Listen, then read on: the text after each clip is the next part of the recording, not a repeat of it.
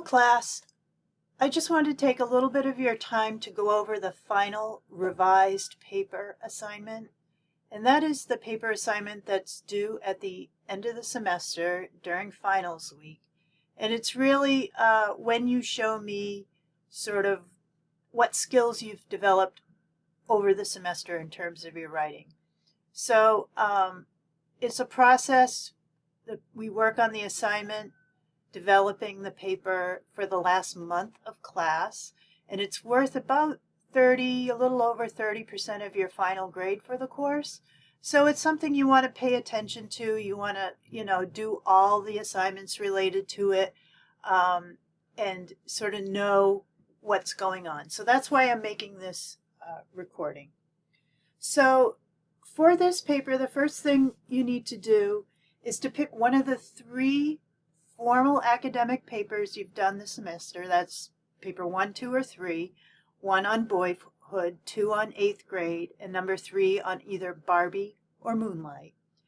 And I'm asking you to take one of those and do what I call a significant revision. So I don't mean just tweaking your thesis a little bit and changing a few sentences, correcting a fragment or something. I mean really looking at the paper, thinking about the potential it has, especially with more time to think through the ideas and think of the examples and watch the film again and look at the textbook chapter again. How can you make that paper an example of your best formal academic writing? So as a part of the process of working on this paper and making it the best example of your writing for the semester, you're going to meet with me in a Zoom meeting and talk about it. You're going to go through a peer review workshop with a partner and get constructive criticism that way, with very specific questions that I provide everyone to look for. It's really something you're going to put a lot of work into. So you're looking at the assignment, and I just describe all of that right here. And then if you want to know the blow by blow, how all these assignments build up, it's described here within the assignment in the section called Elements of the Final Revised Paper Assignment. So take a look at that. I'm not going to go through it. I'll also be explaining it in my weekly announcements, and you'll see the assignments as they come up on Blackboard. The one thing I do want to emphasize is that you don't want to miss these assignments. For example, if you miss turning in your draft of your paper and the journal assignment that goes into the peer review workshop, you can't get a partner for the peer review workshop, and then you can't get that 10% of your grade. So you really got to stay on top of these assignments. Okay, the second point I want to make about this assignment is that you want to think carefully about picking the paper for this assignment. And I really get into that here in this section. This is on the second page of the assignment. It's called About Revision. And I describe in here that we're working on developing a strong, sort of personalized writing process that allows you time for reflection, rethinking, and revising your ideas as you write. Now, if you do a paper assignment the night it's due, you don't really have time for that. And that's why we're sort of spreading this out over a month. And we're even looking at a paper that was from earlier, maybe a few weeks if you're talking about Barbie or Moonlight, but maybe way back at the beginning of the semester if you're going to look at your boyhood paper. That's because, when you're working on a paper at the end of the semester for our class, a paper that could be worth, in this case it's 10%, but some classes it's worth even more, you don't want to do it at the last minute. You want to make sure you start early and you give yourself that time to get something down, to talk about it with either a professor or a peer reader, say someone at the writing center or a friend who's really good at writing. You want to get some feedback on it before you pass it in for that really significant and important grade. So what I describe in here is that you want to choose your paper for this assignment carefully.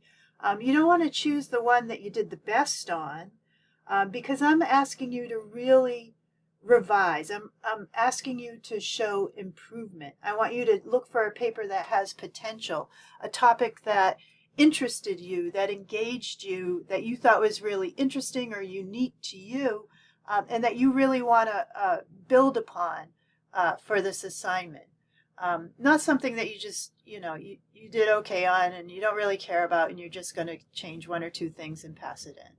I'm looking for at least 25% difference between your original paper and this one. So, I want to see real improvement and real rethinking.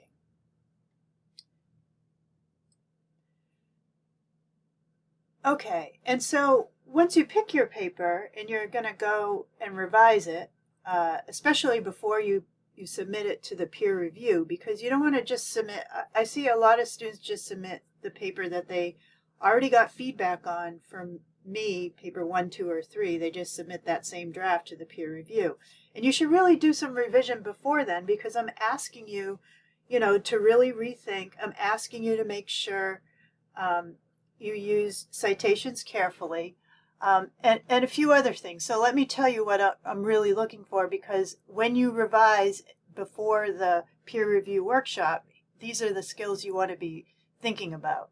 First of all, we've been slowly adding the skills of parenthetical citation. That's using those timestamp citations for quotes from the movie or specific points in the movie, as well as page numbers for specific terminology, definitions, descriptions of the research in the textbook. You want to make sure you include those citations in this paper. It's absolutely essential if you want to do well on this paper. Also, we're adding in a works cited list. That was on the paper 3. You didn't necessarily do them for the paper 1 or paper 2, so whichever one you're doing, you need to include a works cited list. So that's one thing that you want to make sure you're adding into this paper. Another thing is, I ask you, because this is like a final paper, and we've now read chapters 1 through 8 in our textbook.